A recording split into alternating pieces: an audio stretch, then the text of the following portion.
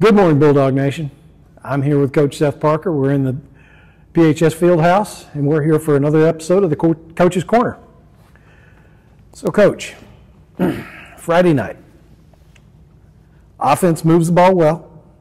Defense comes up with some big stops, but the other team winds up with more points. There's reasons why that happened. What are some of those? Yeah, I mean, you're right. I thought we moved the ball well all night. I thought defensively we really kind of kept them in check for a lot of the night. Just a few key things, like you said. I mean, we had I think we had like 395 yards off total offense, and that's, typically that translates to about 28 to 30 points at least, and that's certainly the number we wanted to be at. And I think we stalled in the red zone a couple times. It's maybe not the proper play call or lack of execution or missing a block here and there. And, there are a couple times we had a penalty in the red zone or kind of in our what we call a scoring zone. And,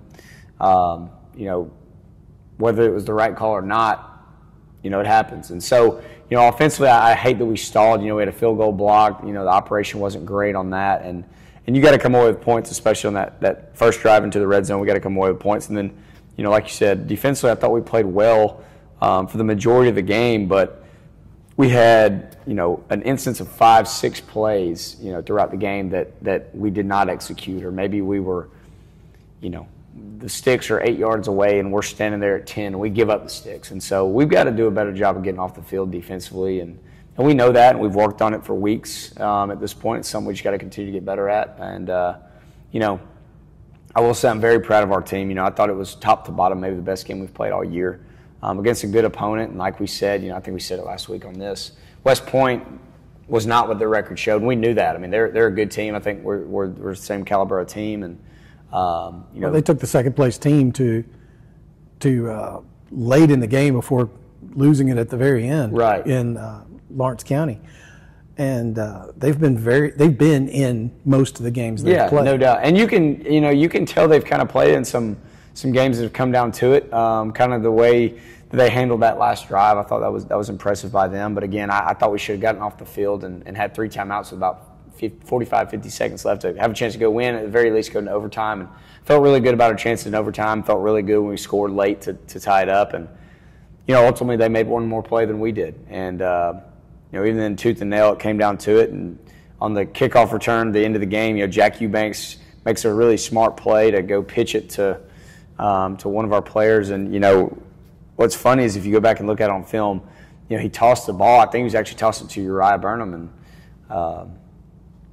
Braden Raymer just happened to be right there kind of in between the two. And if you look at it on film, if Uriah does catch that ball, there's a really good chance he scores. So that's when you see on Saturday morning, you're just, so. Yeah, man. I mean, it's a tough pill to swallow, but again, that's high school football, and the margins are small, and we just got to keep working to close that gap. And things don't get any easier with our next 4 opponents. That's right. So Fairview on deck this week, and then we roll into Lawrence County, and then Russellville and Arab to finish it out. So, but all in all, I think that as you just recapped, the team is close. They're very close. If they can learn to finish those drives, eliminate some of the worst penalties at the wrong time, I think they're close to maybe breaking through and beating one of those teams they're not supposed to beat. Absolutely. And you're right. I think we're very close. And, I think one of the biggest things, too, is we're learning how small the margins can be in 5A football. And that's not – I think they're certainly very small in 4A football, too. But as you step up a level, I mean, every single thing gets magnetized more and more and more. And so, I just go back to last week, me and you talked about this off camera. We had 3 really untimely penalties last week, all unforced penalties. Kind of, I do think we're a disciplined team. I take pride in that, but they were undisciplined penalties. We had 2. We had a late hit. We had unsportsmanlike conduct. Had another unsportsmanlike conduct. And whether you agree with the call or not, you kind of put yourself in those situations. And we got to clean those things up if we want to win. And like I said, not upset with the players that they were on. They're playing hard or being passionate. And but at the end of the day, you got to avoid those things if you're playing a quality opponent if you want to come out on top. Absolutely. While we're on the subject of recaps, let's highlight the JV team for a minute. Mm-hmm. They go into Good Hope for their final game of the year, a team that beat them earlier in the year, and they come out with a big victory. Yeah. I love our JV group. I love them. I tell them every single Monday night, like, man, they are so fun to be around, so fun to coach. They play so hard, and they're very adaptive. I mean, there's so many of those guys. I think I actually mentioned this a few weeks ago on here. There's so many of those guys that rep a position a lot throughout the week, and maybe in the game, like in game, like they, I'll use Boss Clemens for example. I mentioned him earlier in the year, but Boss does not get hardly any running back reps in practice because we've got 3 or 4 running backs we feel really good about, and they've got to get all those reps. I mean, they've got to get those reps to be ready to play in the games. But we get into a JV game, and we know we can depend on Boss to go in and carry the ball if necessary.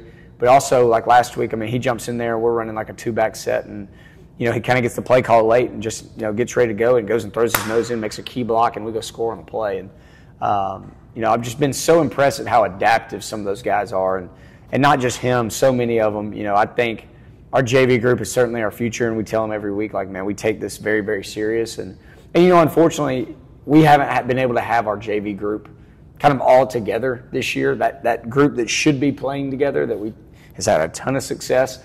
They've kind of been dispersed throughout because so many of them are having to contribute on Friday nights. And this past week we tried to get all of them together, every single able-bodied sophomore, freshman, and then some juniors as well that may or may not have played a lot or trying to play them in a different position. So we got those guys together, and like you said, it was a really good outcome, and I think the future is very, very bright here. Very bright. Absolutely. We mentioned earlier that on deck this week is Fairview. They're one of the top teams. They are the top team in our area. Mm-hmm. They are leading the region right now. How good do they look on film?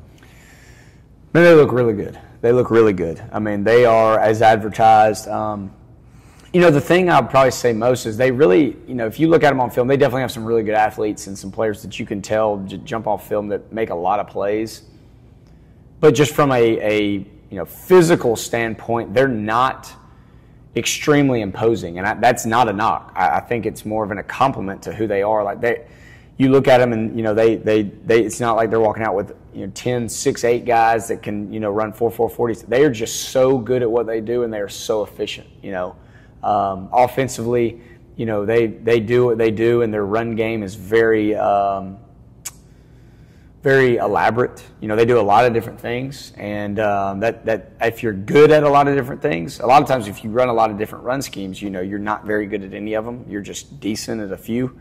That's not the case for them. They're very good, and I think the biggest thing is they've had so much continuity. Coach George Redding's been there for years, and they've been good for years, and I know his sons play for him, and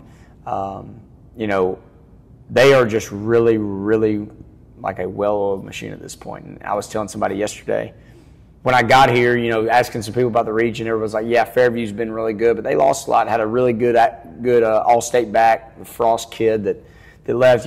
Fairview lost a lot.